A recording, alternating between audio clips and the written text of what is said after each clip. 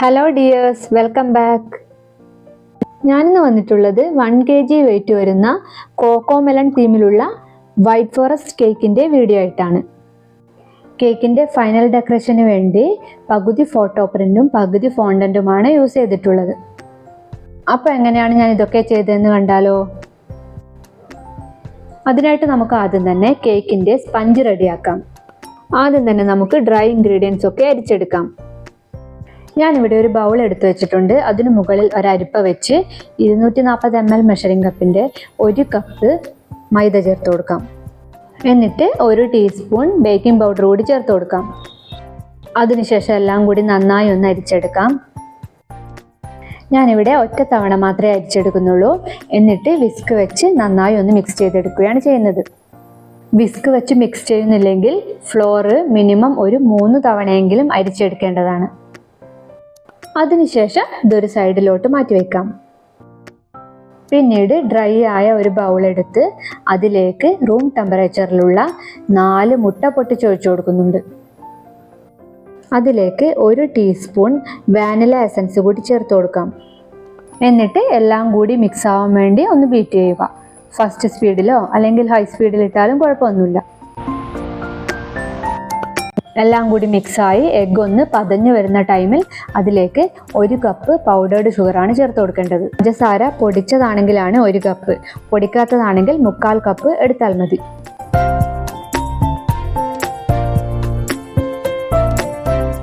എന്നിട്ട് പഞ്ചസാര കുറച്ചായി ചേർത്ത് ഹൈ സ്പീഡിൽ തന്നെ മുട്ട ഫ്ലഫി ആയി വരുന്നത് വരെ ബീറ്റ് ചെയ്തെടുക്കാം.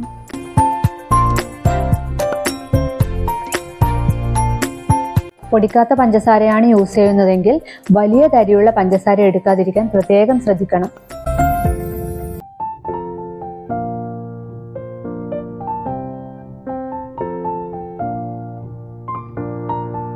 അത് പൊടിച്ച് തന്നെ യൂസ് ചെയ്യുന്നതാണ് ഏറ്റവും നല്ലത്. വലിയ തരിയുള്ള പഞ്ചസാരയാകുമ്പോൾ അത് മുഴുവനായിട്ടും അലിയാതിരിക്കാനും സാധ്യതയുണ്ട്. ഇതാ ഇപ്പം മുട്ടയുടെ യെല്ലോ ഷെയ്ഡൊക്കെ മാറി നല്ല ഓഫ് വൈറ്റ് കളറായി കിട്ടിയിട്ടുണ്ട്.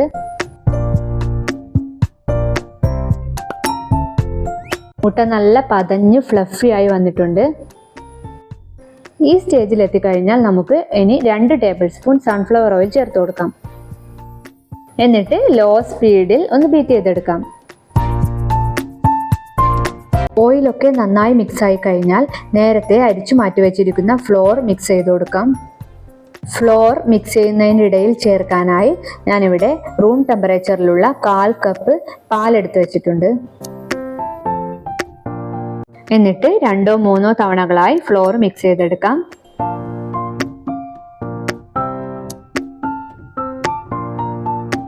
ഒരു വിസ്ക് വെച്ച് വളരെ മെല്ലെ മിക്സ് ചെയ്തെടുക്കാം. കട്ടകളൊന്നും കൂടാതെ മിക്സ് ആക്കാൻ പ്രത്യേകം ശ്രദ്ധിക്കണം.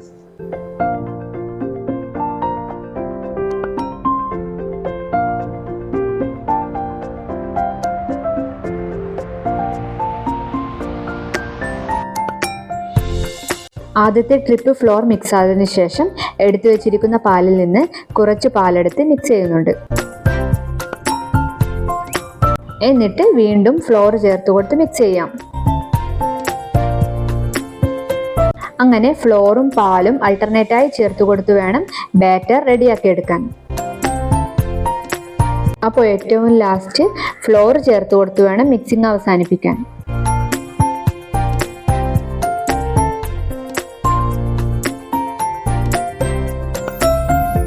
ലാസ്റ്റ് ബാക്കിയുള്ള ഫ്ലോർ കൂടി ചേർത്ത് കൊടുക്കുന്നുണ്ട്. എന്നിട്ട് എല്ലാം കൂടി നന്നായി മിക്സ് ചെയ്തെടുക്കാം. ഓവർ മിക്സിംഗ് ആവാതെ പൊങ്ങി വന്ന എഗ്ഗ് താഴ്ന്നു പോകാതെ വളരെ ശ്രദ്ധിച്ച് വേണം ബാറ്റർ റെഡിയാക്കി എടുക്കാൻ.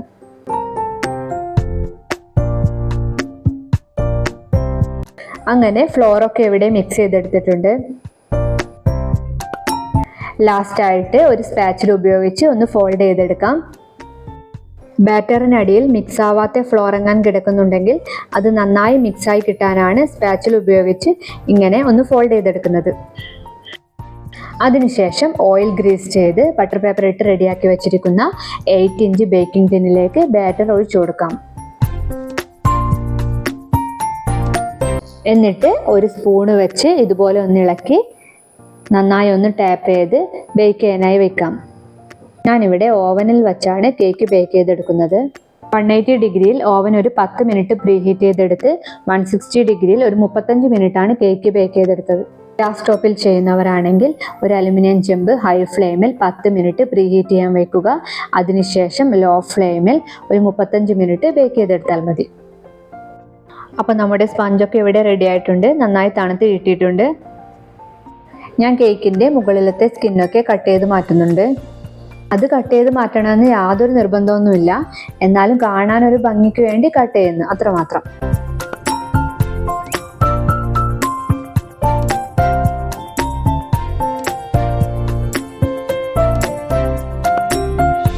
ഇനി കേക്ക് ഐസിങ് ചെയ്യാനായിട്ട് 3 ലെയറാക്കി എടുക്കാം.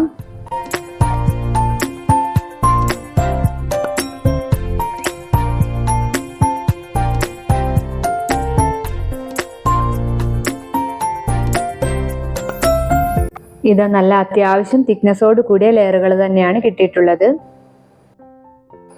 ഇനി നമുക്ക് കേക്ക് ഐസിങ് ചെയ്ത് തുടങ്ങാം. അതിനായിട്ട് ടേൺ ടേബിളിന് മുകളിൽ ഒരു കേക്ക് ബോർഡ് വെച്ച് അതിന് മുകളിൽ ഫസ്റ്റ് ലെയർ കേക്ക് വെച്ച് കൊടുക്കാം. അതിനെ ഷുഗർ സിറപ്പ് വെച്ച് നന്നായി ഒന്ന് വെറ്റ് ചെയ്ത് കൊടുക്കാം. അതിനുശേഷം ക്രീം അപ്ലൈ ചെയ്ത് കൊടുക്കാം. ക്രീം എങ്ങനെയാണ് പെർഫെക്റ്റായി ബീറ്റ് ചെയ്തെടുക്കുക എന്നുള്ള വീഡിയോ ഞാൻ മുൻപേ അപ്ലോഡ് ചെയ്തിട്ടുണ്ട്.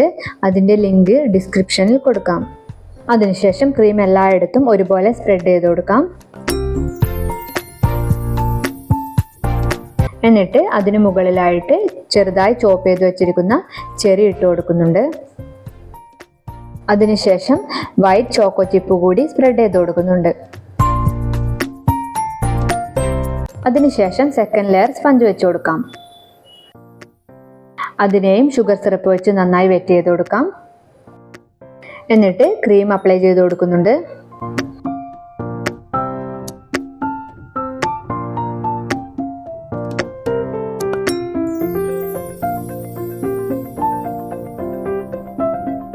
എന്നിട്ട് നേരത്തെ ചെയ്ത പോലെ തന്നെ ലെയറിന് മുകളിലായിട്ട് ചെറിയും ചോക്കോ ചിപ്പും സ്പ്രെഡ് ചെയ്ത് കൊടുക്കാം.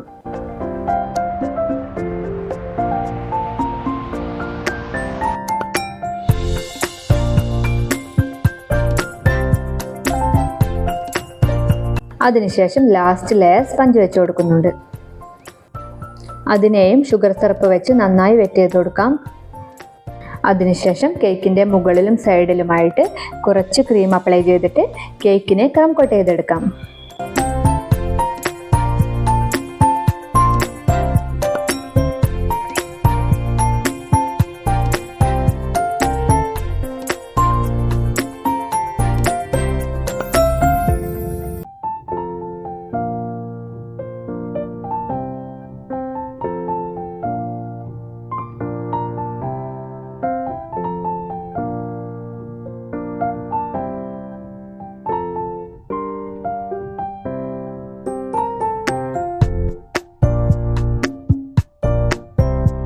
ക്രം കോട്ട് ചെയ്തെടുത്തതിന് ശേഷം ഒരു 10-15 മിനിറ്റ് സെറ്റ് ആവാനായി കേക്കിനെ ഫ്രിഡ്ജിലോട്ട് മാറ്റി വയ്ക്കാം. അങ്ങനെ 10-15 മിനിറ്റിന് ശേഷം കേക്കിനെ ഫ്രിഡ്ജിൽ നിന്നും പുറത്തെടുത്തിട്ടുണ്ട്. ഇനി ഫൈനലൈസിങ് ചെയ്യാം. ഫൈനലൈസിങ് ചെയ്യാനായിട്ട് ഞാൻ ക്രീമിൽ ബ്ലൂ കളറാണ് മിക്സ് ചെയ്തിട്ടുള്ളത്. എന്നിട്ട് കേക്കിൻ്റെ മുകൾ ഭാഗത്തായിട്ട് ഒരു 1/2 ഇഞ്ച് തിക്നെസ്സിലൊക്കെ ക്രീം അപ്ലൈ ചെയ്ത് കൊടുക്കാം.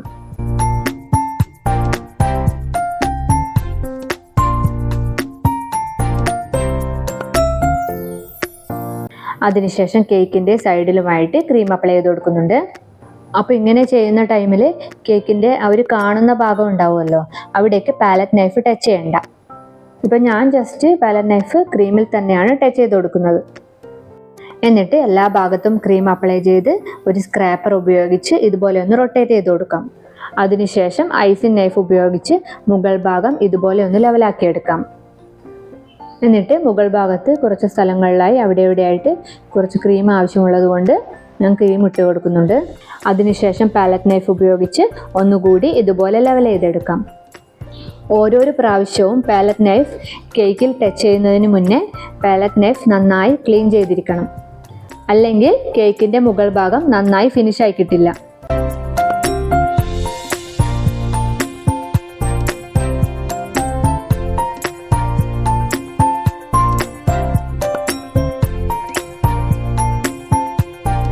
അങ്ങനെ ഞാൻ കേക്കിനെ നല്ല രീതിയിൽ ഫൈനലൈസിങ് ചെയ്തെടുത്തിട്ടുണ്ട്. ഇനി ഫൈനൽ ഡെക്കറേഷൻ ചെയ്യുന്നതിന് മുന്നേ ഞാൻ കേക്കിനെ കുറച്ച് സമയം ഫ്രിഡ്ജിലേക്ക് മാറ്റി വയ്ക്കുന്നുണ്ട്. ഇനി നമുക്ക് ഫൈനൽ ഡെക്കറേഷൻ ചെയ്യാം. ആദ്യം തന്നെ ഫോണ്ടന്റിൽ ചെയ്തെടുത്ത റെയിൻബോ വെച്ച് കൊടുക്കുന്നുണ്ട്.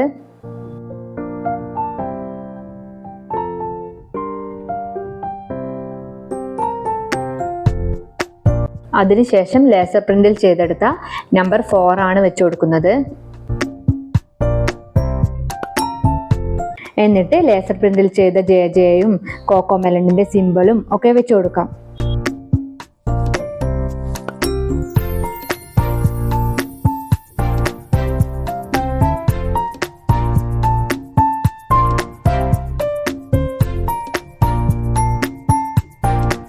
അതിനുശേഷം ഫോണ്ടന്റിൽ ചെയ്തെടുത്ത കുറച്ച് ബലൂൺസ് വെച്ച് കൊടുക്കുന്നുണ്ട്.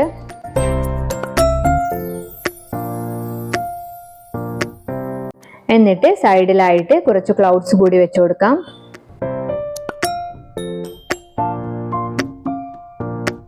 അത് കഴിഞ്ഞിട്ട് കേക്കിന്റെ ടോപ്പ് ഭാഗത്തായിട്ട് ഫോണ്ടന്റിൽ തന്നെ ചെയ്ത കുറച്ച് സ്റ്റാർസ് വെച്ച് കൊടുക്കുന്നുണ്ട്. അതുപോലെ തന്നെ സൈഡിലായിട്ടും കുറച്ച് സ്റ്റാർസ് വെച്ച് കൊടുക്കുന്നുണ്ട്.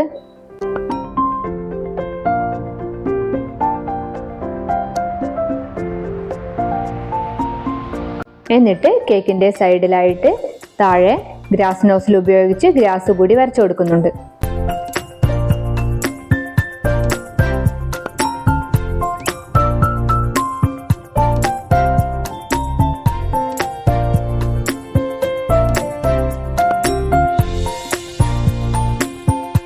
അത് കഴിഞ്ഞിട്ട് കേക്കിന്റെ മുകളിലും സൈഡിലുമായിട്ട് ഷുഗർ ബീഡ്സ് ഇട്ട് കൊടുക്കാം.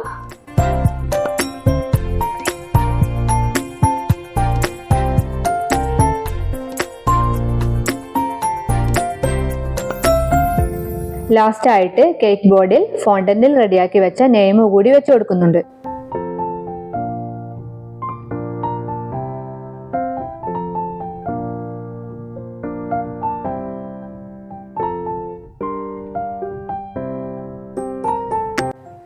അങ്ങനെ കേക്കിന്റെ വർക്ക് ഇവിടെ കംപ്ലീറ്റ് ആക്കി എടുത്തിട്ടുണ്ട്.